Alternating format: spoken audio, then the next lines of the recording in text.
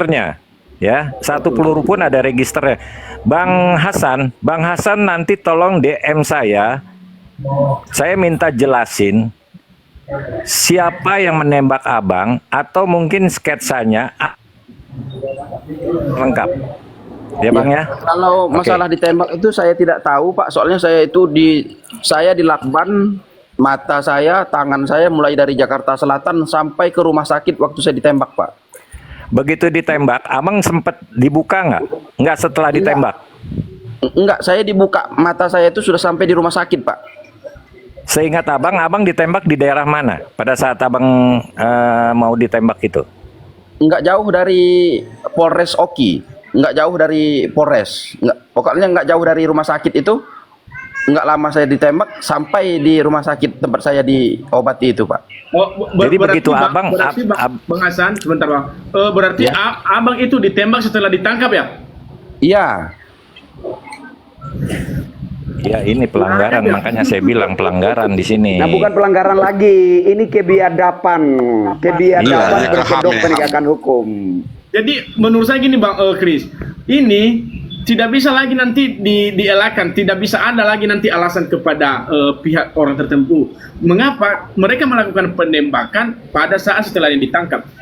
Karena biasanya mungkin kalau bisa mencari alasan, oh kami menembak itu karena dia melarikan diri. Mereka sudah rekakan semua berita acaranya bahwa pelaku melarikan diri, sudah direka semua. Nah, jadi abang Hasan harus mempertanggungjawabkan itu bahwa Anda ditembak itu setelah sudah ditangkap dengan ditutup kain, dengan ditutup mata pakai kain, ya kan? Lakban, pakai lakban, Pak. Pakai lakban. Ini sudah biadab benar ini pelanggaran hak asasi manusia ini. Saya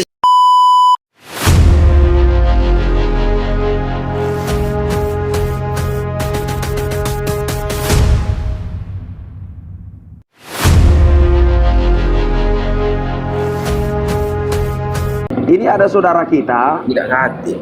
Ini ada saudara kita. Hasan Medi, dia termasuk salah satu korban kesewenang-wenangan, korban rekayasa penegakan hukum. Bang Hasan bisa on cam, tapi dilarang merokok ya bang ya.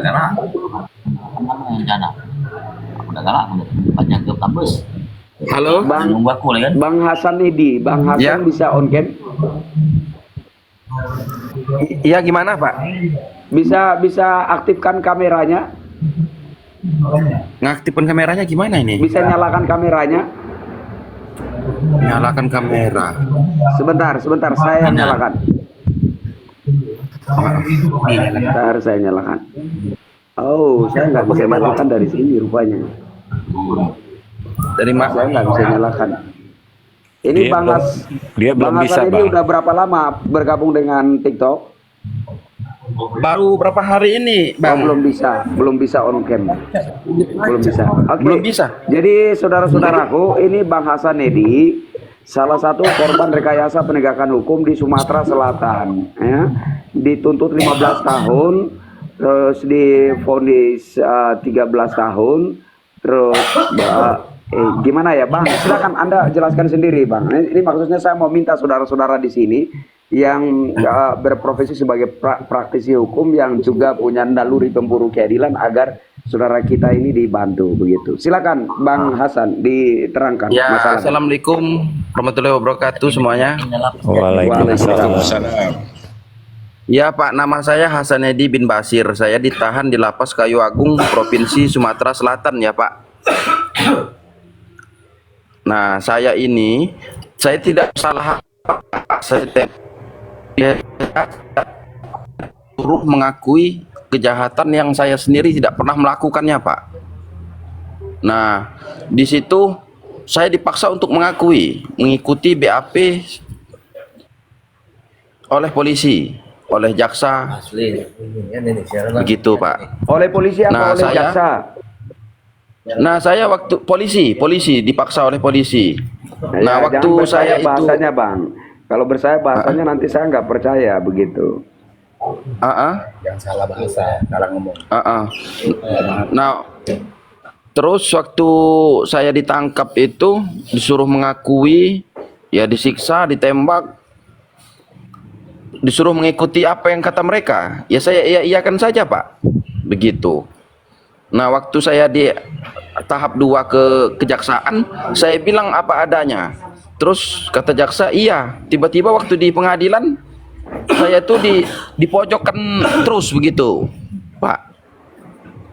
Begitu. Jadi dituntut 17 tahun, terus divonis 10 tahun. Nah, sudah itu saya mengajukan banding. Dari 10 tahun itu jadi 15 tahun. Terus saya mengajukan kasasi. Kasasi ditolak oleh Mahkamah Agung.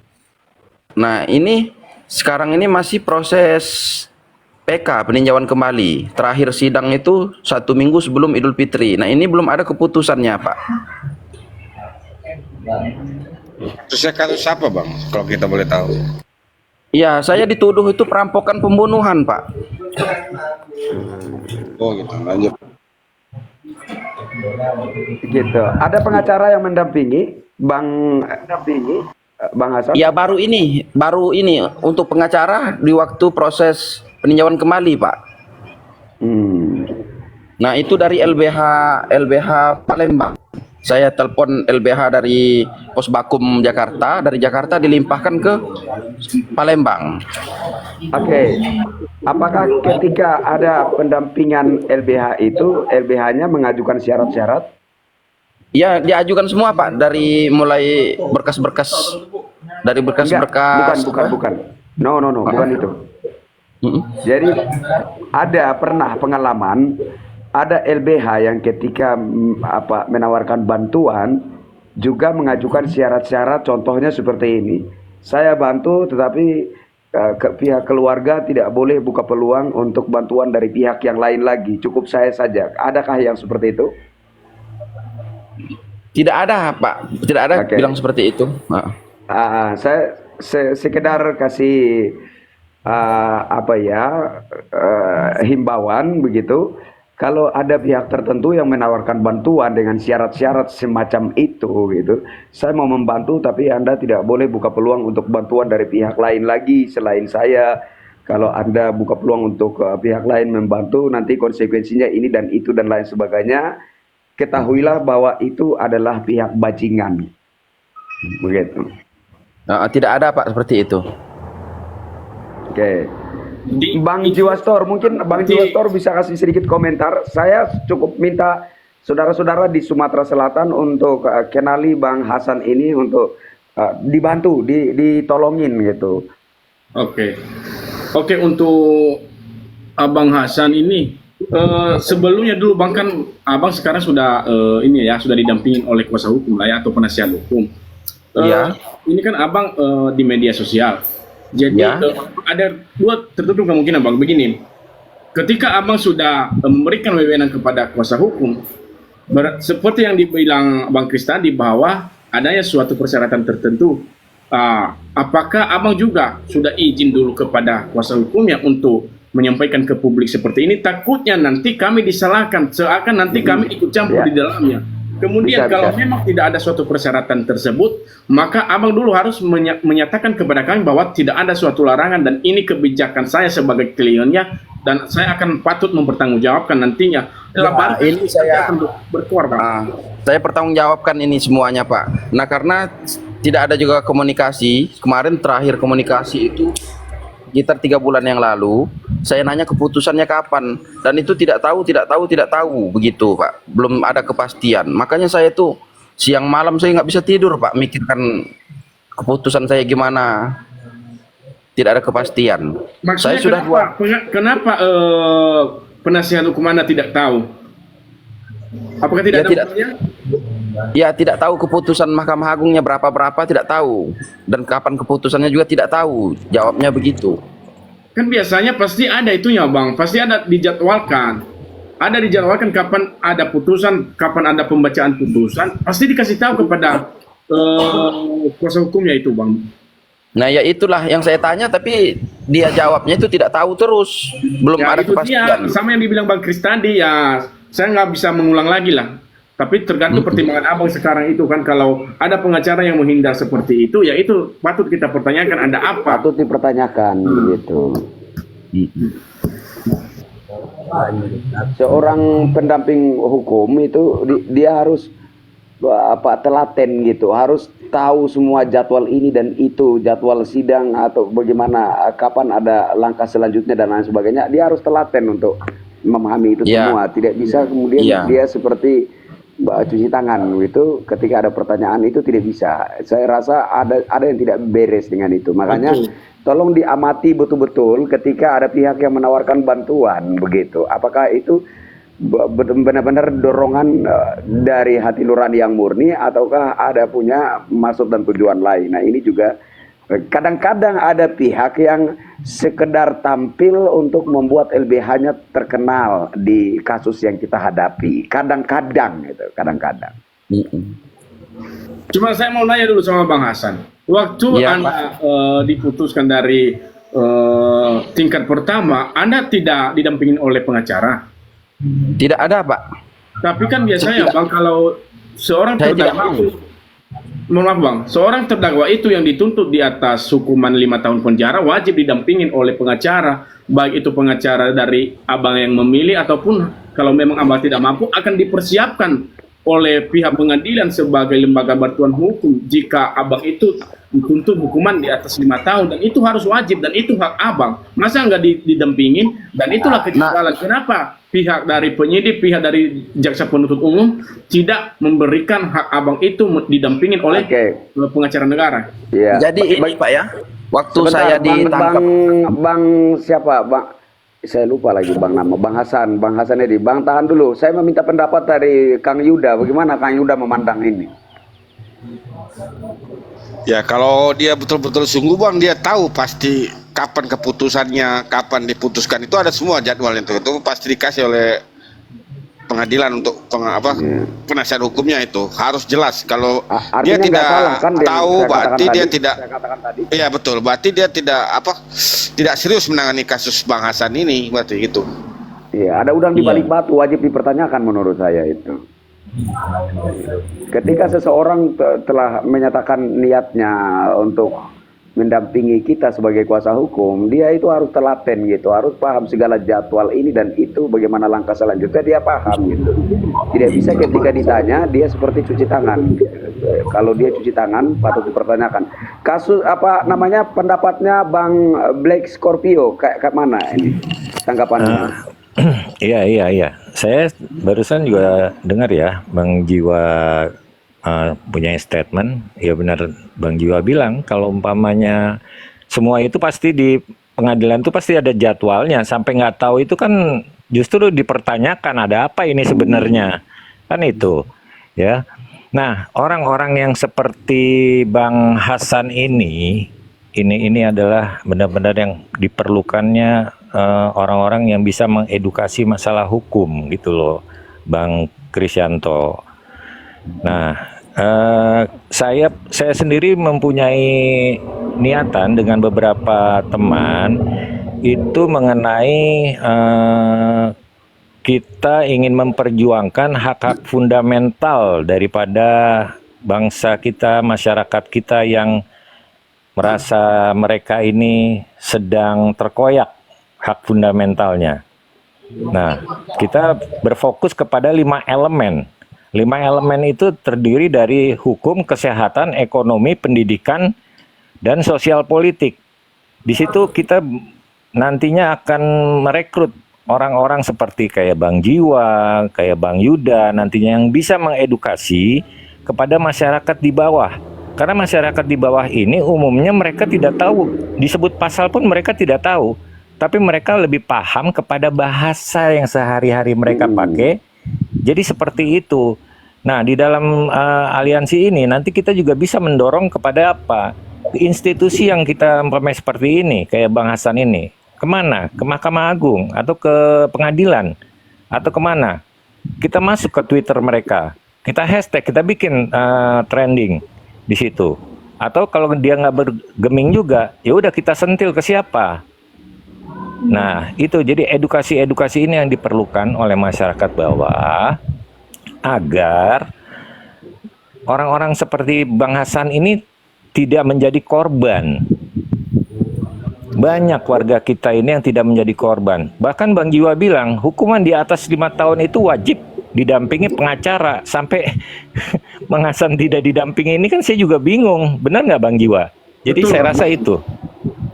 Jadi waktu itu harusnya Ya. pada saat persidangan itu harusnya juga hakim menanyakan, Anda didampingin nggak kuasa hukum? Jika Anda menjawab saya belum didampingin, pasti harus dipersiapkan inilah pengacara Anda karena tuntutan Anda itu di atas 5 tahun dan itu urusan JPU sama hakim. Ya, sepemahaman saya juga begitu, Bang Jiwastor. Jadi ketika seseorang tersangka itu tidak ada pengacara yang mendampinginya, ketika memasuki persidangan, hakim akan menanyakan itu. Dan biasanya hakim itu main tunjuk loh. Biasanya Iya. hakim itu main tunjuk. Kamu bersedia nggak bantu? Kamu bersedia nggak bantu? Jadi apa pengacaranya? Biasa hakim main tunjuk loh di persidangan. Kalau seorang tersangka itu tidak didampingi oleh kuasa hukum, oleh pengacara itu biasa di persidangan hakimnya tunjuk siapa yang mau bantu, gitu loh. Biasanya begitu. Berarti bisa kita katakan bahwa suatu putusan yang diputus pada tingkat pertama itu bisa kita katakan bahwa tidak sah secara murni karena Anda tidak didampingin oleh pengacara. Karena itu hak Anda dan harusnya hakim dan jaksa penuntut umum itu memenuhi dulu unsur hak Anda itu yang pertama kali. Standar prosedur operasionalnya sudah cacat. Iya sudah saja dia tidak terpenuhi secara formil lah ya, tidak terpenuhi. Tapi kalau itu sampai keputusan masih diteruskan, gimana itu Bang Jiwa? Ada kesalahan apa di situ? Bisa nggak dilakukan banding atau dan lain sebagainya? Nggak, gini loh, Bang Black Scorpio, begini. Ini yang saya maksudkan dengan drama penegakan hukum. Ketika itu sudah dimainkan, maka kita itu diminta untuk hanya menjadi penonton yang baik saja gitu. Sudah, kamu nggak usah gubris gitu. Jadilah penonton yang baik saja. Seperti apapun dramanya itu bergulir, kamu nonton saja gitu. Kita diminta untuk menonton saja. Jadi terserah-serah seperti apa yang mereka lakoni, yang sementara bergulir terserah-serah mereka. Itu secara prosedur itu cacatkah, secara formilkah, apa segala macam istilahnya itu cacat ini cacat itu, nggak peduli.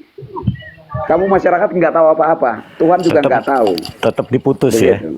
Tuhan Ya, satu peluru pun ada registernya.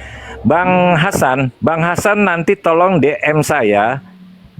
Saya minta jelasin siapa yang menembak abang atau mungkin sketsanya lengkap. Ya Bang ya. Kalau masalah ditembak itu saya tidak tahu Pak, soalnya saya di Lakban, mata saya, tangan saya mulai dari Jakarta Selatan sampai ke rumah sakit waktu saya ditembak Pak. Begitu ditembak, abang sempat dibuka nggak? Nggak setelah ditembak? Enggak, saya dibuka, mata saya itu sudah sampai di rumah sakit Pak. Seingat abang ditembak di daerah mana pada saat abang mau ditembak itu? Enggak jauh dari Polres Oki, enggak jauh dari Polres, pokoknya enggak jauh dari rumah sakit itu. Enggak lama saya ditembak sampai di rumah sakit tempat saya diobati itu Pak. Jadi begitu abang, Bang Hasan, sebentar Bang. Berarti abang itu ditembak setelah ditangkap ya? Iya. Ya ini pelanggaran, makanya saya bilang pelanggaran di sini. Nah, bukan pelanggaran lagi, ini kebiadaban berkedok penegakan hukum. Jadi menurut saya gini Bang Chris, ini tidak bisa lagi nanti dielakkan, tidak bisa ada lagi nanti alasan kepada pihak orang tertentu. Mengapa mereka melakukan penembakan pada saat setelah yang ditangkap? Karena biasanya mungkin kalau bisa mencari alasan, oh kami menembak itu karena dia melarikan diri. Bisa, mereka sudah rekakan semua berita acaranya bahwa pelaku melarikan diri, sudah direka semua. Nah, jadi Abang Hasan harus mempertanggungjawabkan itu bahwa Anda ditembak itu setelah sudah ditangkap dengan ditutup kain, dengan ditutup mata pakai kain, ya kan? Lakban, pakai lakban Pak, pakai lakban. Ini sudah biadab benar ini pelanggaran hak asasi manusia ini. Pak, saya disiksa itu banyak, begini banyak loh, banyak. Dan ini yang sedang kita lawan ini loh. Saya seingat saya Pak ya, saya disetrum disiksa itu di Polda Banten Pak. Waktu saya ditangkap di Jakarta Selatan. Gini, Bang Hasan ya. Kalau seperti Bang Jiwa tadi bilang, kalau belum ditangkap alasan melarikan diri wajar ditembak. Ini sudah ditangkap, ditembak. Nah, itu yang tidak wajar. Makanya saya minta Abang setelah itu disidik di mana, siapa yang menyidik, mohon dengan hormat DM ke saya ya Bang ya. Saya kurang paham Pak main TikTok ini. Saya baru berapa hari main TikTok ini Pak. Duh, Saya gimana lihat ya? Bang Oni. WA, pakai WA. Ini nomor WA saya. Nah, nomor WA saya kalau ini ada ini Pak. Jangan disebut di sini lah kalau nomor WA. Nanti DM. Bang Hasan Oh, DM Bang ya. Oni. DM Bang Oni. Nanti Iya. DM saya juga, nanti DM ke Pak Black Scorpio juga ya. Untuk kita sama-sama nanti kawal inilah ya, semampu apa yang kami bisa lakukan begitu. Iya. Ini saya mohon dengan Bang Oni dengan bapak-bapak ini tolong saya Pak di sini Pak.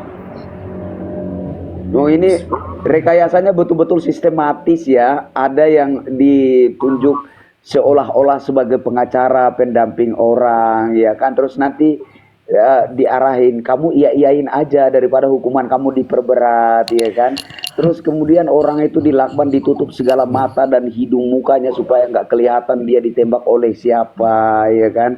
Disetrum di segala macam kan itu nggak kelihatan yang melakukannya siapa. Terus nanti enteng aja keluar di publik ya kan, konferensi pers bahwa itu tradisi dalam sel tahanan, yang pukul itu adalah tahanan lama ya kan. Waduh, luar biasa, drama-drama biadab seperti ini harus diberhentikan ini. Bang Jiwa sabar Bang Jiwa. Bang Jiwa kelihatan emosi banget lihatnya. Itu Bang Oni ada Bang apa itu MHSH itu coba naikkan, mungkin dia bisa bantu juga. Bang Indra Bangsawan tuh. Oke, saya turun. Bang Kris, saya turun. Saya tolong nanti di DM aja yang tadi saya minta ya. Oke, Siap. Bang siapa namanya? Bang Hasan, ingat ya. Bang Pak Black Scorpio ini ingat ya, DM ke dia ya, ke saya juga ya. Oke, siap. Oke.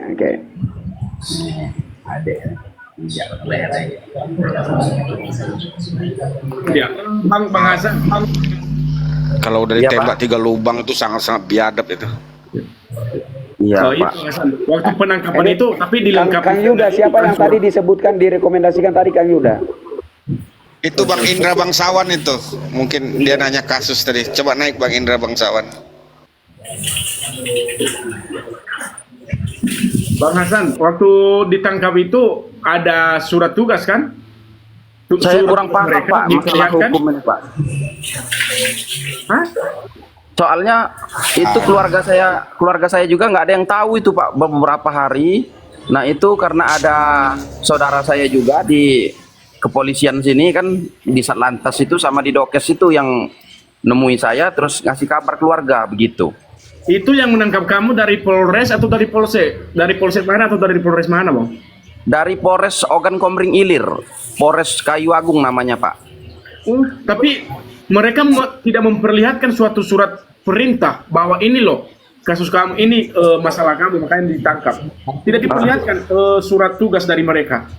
Jadi yang nangkap saya itu bukan polisi Pak, pertamanya itu ada tulisannya prop, itu bajunya warna hijau, kayaknya tentara Pak. Soalnya saya dibawa masuk ke markas Kostrat Pak. Gimana maksudnya? Yang menangkap kamu siapa? Waalaikumsalam. Propos kayaknya Pak, itu propos. Bajunya warna hijau Pak. Nah saya itu dibawa pakai motor masuk ke markas Kostrat Pak, markas Kostrat Jakarta Selatan. Jangan-jangan polisi militer kali. Iya itu pokoknya saya dibawa tentara aja Pak, tentara banyak itu di Kostrat itu, di markas Kostrat. Nah saya disiksa. Penangkapan, Bang. Ini sangat janggal ya. Kalau penangkapan itu, polisi militer itu tidak wajib dia menangkap apabila ada suatu permasalahan yang dialami oleh masyarakat seperti biasa. Dia akan melibatkan kepada Polisi pihak militer kepolisian. itu tupoksinya itu untuk menindak tentara loh. Iya, lah ini janggal banget. Polisi ini. militer itu tupoksinya menindak tentara, bukan untuk menindak. Dia itu bukan polisi untuk warga sipil. Dia juga tidak punya kewenangan untuk mengintervensi kepolisian. Yang ditindak polisi militer adalah tentara. Ini kan semakin janggal kedengarannya ini. Meskipun demikian gini permasalahannya Bang. tentara juga boleh menangkap masyarakat biasa apabila suatu tindakan masyarakat tersebut dilakukan secara kasat mata, tetapi tidak bisa dibawa ke naungan pihak dia. Setelah dia melakukan penangkapan, ketika seseorang itu melakukan tindak pidana secara kasat mata, maka TNI itu menyerahkan kepada polisi, membawa orang tersebut ke, contohnya ke Polsek, ke Polres, dan itu nanti yang menyelidiki dan menyidikin kasus. Coba kita kasih Bang Indra, Bangsawan, bagaimana? Ada pendapat? Silakan Bang Indra. Selamat sore ya rekan-rekan. Selamat sore. Bang, sudah. Saya baru dengar ini, makanya saya tanya ini kasus apa sebetulnya? Dia dituduh mencuri dan membunuh. Oh itu. Kalau kita mau lihat diacukan di situ, sampai saya dengar tadi sampai ditembak. Sebenarnya tidak ada hal yang seperti itu. Saya juga bingung kok sampai larinya ke TNI-nya. Oh ini berputar Yang menangkap pertama katanya berseragam hijau, terus di pundaknya ada bertuliskan Prof. Ya bisa jadi propos. Tapi Ya itu segitiga, kalau ada TNI, lambang. Ya lambang segitiganya, Pak. Mungkin Oh, korbannya berarti mungkin TNI. dari anggota keluarga TNI mungkin. ya. Jadi gini loh, kalau yang namanya larinya ke sana, kalau namanya sampai ke dibawa ke mana tadi, ke batalion lah katakanlah tadi, itu sampai dia ada Kostrat, Pak. Markas Kostrat. markas Kostrat ya. Karena itu untuk TNI tidak ada proaktifnya ke sana, cuman untuk pengamanan saja, ya. Untuk dibawa ke Polsek bisa itu. Tapi kalau untuk dibawa ke markas mereka itu tidak layak, kecuali, nah, ya, itu seorang TNI, nah itu bisa. Lah ketika Ini dibawa juga ke yang- markas Kostrat diapain saja di sana? Bang siapa? Hasan. Bang Hasan. Saya disiksa dulu, Pak, disiksa sama itu pakai baju tentara semua, itu pangkatnya udah besar-besar semua, itu ada kayak gambar pelangi itu kan. Berarti sistematis ya permainannya ya berarti ya. Nah, itu jarak sekitar 20 menit apa 30 menit dari situ baru datanglah polisi. Polisi itu langsung aja kan main pukul aja. Kamu bunuh orang di mana? Saya nggak pernah bunuh orang, saya bilang kayak gitu. Langsung dibawa, saya nggak tahu kemana. Saya kan di Lakban, Pak, nggak tahu. Berhenti dulu. Nah, yang saya ingat terakhir di Polda Banten itu subuh-subuh, Pak. Saya disetrum itu sampai semua disetrum, telinga, terus kemaluan, semua disetrum, saya disiram. Hebat ya. Beginilah Sadis banget. wajah penegakan hukum negeri kita ini, kondisi penegakan hukum negeri kita ini. Jadi aparat penegak hukum itu ketika mereka diterima sebagai anggota ya, aparat penegak hukum itu seolah-olah mereka itu menjadi kelompok pemburu hewan liar dan masyarakat sepertinya secara otomatis menjadi hewan buruan mereka begitu.